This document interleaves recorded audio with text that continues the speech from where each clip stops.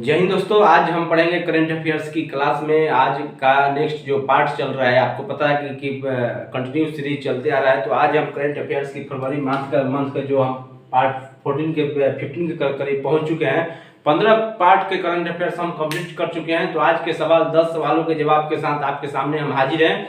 तो आइए पहला सवाल पर दोस्त बात कर लेते हैं कि हाल ही में भारतीय अंतरिक्ष अनुसंधान संगठन इसरो के द्वारा इंडियन स्पेस रिसर्च ऑर्गेनाइजेशन के द्वारा गगनयान मिशन, इस मिशन का नाम है गगनयान मिशन, को आगे बढ़ाने के लिए किसके साथ साझेदारी की है? तो आपको बता दें कि भारतीय नौसेना के द्वारा ये साझेदारी किया गया है। और आपको बता दें कि इंडियन नेवी के साथ ये इसरो ने दोनों के साथ समझौता करके इस गगनयान मिशन को आगे बढ़ाया जाएगा। और आपको बता दें कि इंडियन नेवी के साथ क्रू मॉड्यूल के शुरुआती रिकवर परीक्षण किया गया है, जो अंतरिक्ष से सीधे पृथ्वी के वायुमंडल से होते हुए फिर से वो प्रवेश करने के बाद वो समुद्र में गिर जाएगा।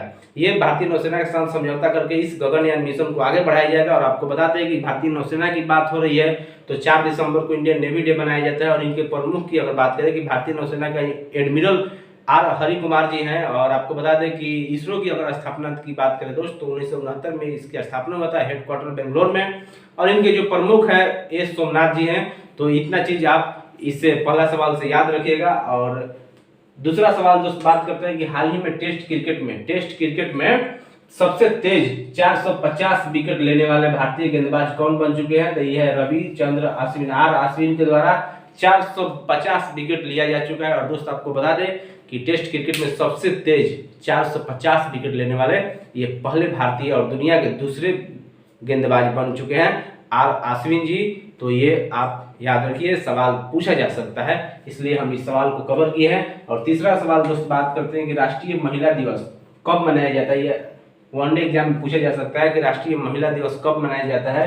तो 13 फरवरी को प्रत्येक साल राष्ट्रीय महिला दिवस मनाया जाता है। और दोस्त आपको बता दें कि 13 फरवरी को क्यों मनाया जाता है, तो सरोजिनी नायडू की जयंती के शुभ अवसर पर राष्ट्रीय महिला दिवस मनाया जाता है। और इनको आप बता दें कि सशक्त वाणी और भाषा और कविता सुनाने का अंदाज से प्रभावित होकर गांधी जी ने इनको देश का नाइटिंगेल का खिताब दिया था। क्यों दिया था? तो आपको पता चल गया होगा कि इनके सशक्त जो बोलने का तरीका था ना, जो भाषण देने का तरीका था, इनके लिखने का जो कविताएं थी, सुनाने का जो अंदाज था, इससे प्रभावित होकर हमारे राष्ट्रपिता महात्मा गांधी जी ने इन्हें देश का नाइटिंगेल का खिताब दिया था। देश का नाइटिंगेल का खिताब किसको दिया था? सरोजिनी नायडू जी को दिया था। और इनसे आप एक सवाल और याद कर सकते, स्वतंत्र भारत के पहली जो राज्यपाल थी यूपी के, वो थी सरोजिनी नायडू जी। भारत कोकिला के नाम से भी जानी जाती है सरोजिनी नायडू जी को।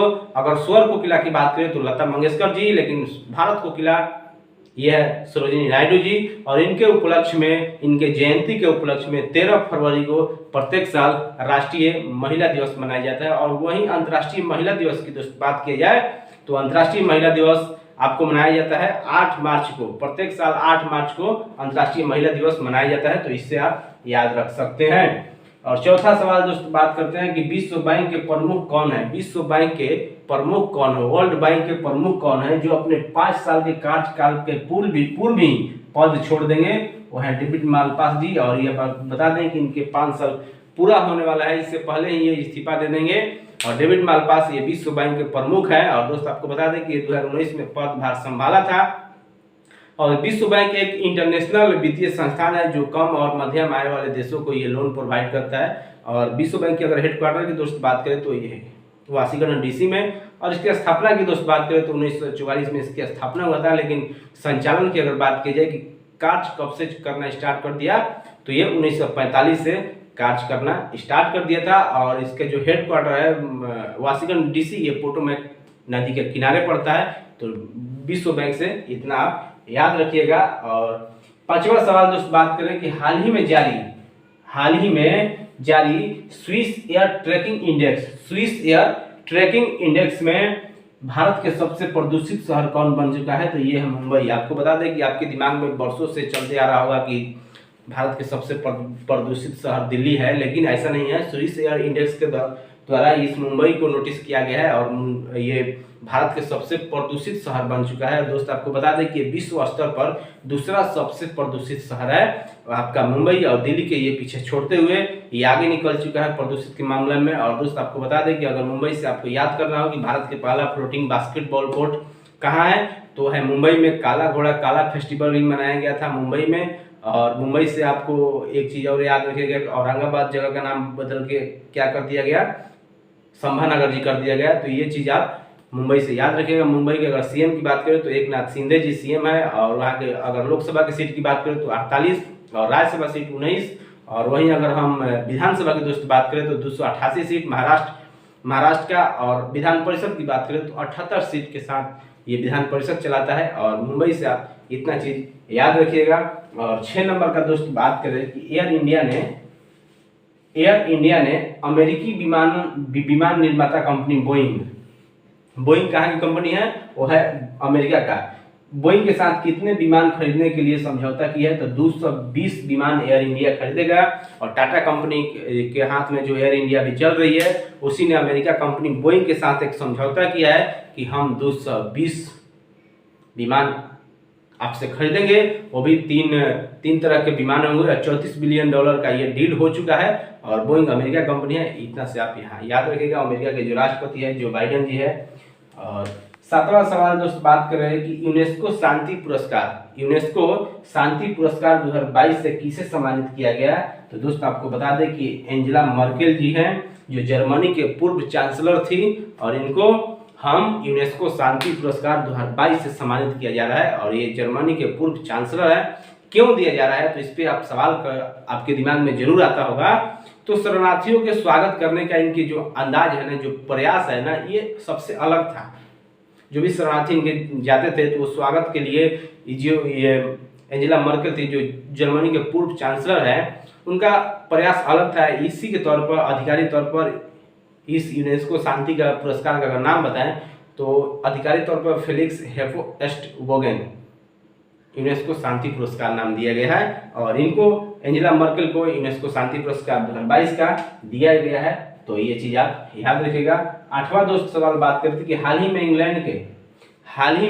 इंग्लैंड के किस खिलाड़ी ने क्रिकेट के सभी प्रारूपों से संन्यास की घोषणा कर दी। ये है इयन मॉर्गन। और मॉर्गन अब क्रिकेट की दुनिया में नहीं दिखेंगे, आपको क्रिकेट के पिच पर नहीं दिखेंगे। ये अब संन्यास लेने की घोषणा कर चुके हैं। और मॉर्गन आपको बता दें कि 2019 में इंग्लैंड को 50 ओवर के विश्व कप में शानदार जीत दिलाई थी। ये है मॉर्गन जी। 126 वनडे और 72 टी20 में इंग्लैंड की कप्तानी कर चुके हैं मॉर्गन साहब। और दोनों मैचों में कप्तान के रूप में 118 मैचों में इंग्लैंड को जीत दिलाई है। तो इनका बड़प्पन है मॉर्गन जी का। और मॉर्गन जी अब क्रिकेट के संन्यासों से मुक्त हो जाएंगे, अब क्रिकेट नहीं खेलेंगे, इनका यही का नाम है। और 9वां सवाल दोस्तों बात करते हैं कि 15 से 17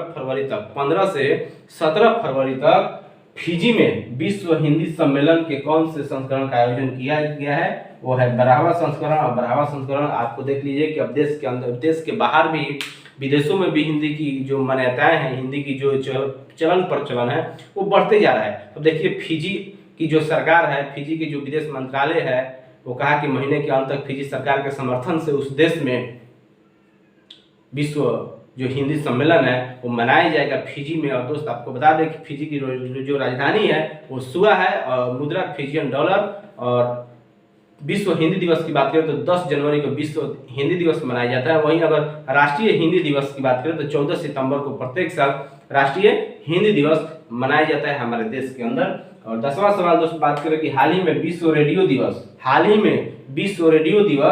कब मनाया गया। तो दोस्त आपको बता दें कि 13 फरवरी को विश्व रेडियो दिवस के तहत मनाया जाता है। और 13 फरवरी को ही राष्ट्रीय महिला दिवस मनाया जाता है। और 13 फरवरी को ये दो चीज मनाया जाता है। और इतना से आप हमेशा याद रखिए। ये 10 सवाल के साथ हम विदा लेते हैं, फिर मिलेंगे नेक्स्ट वीडियो में। तब तक जय हिंद, जय भारत।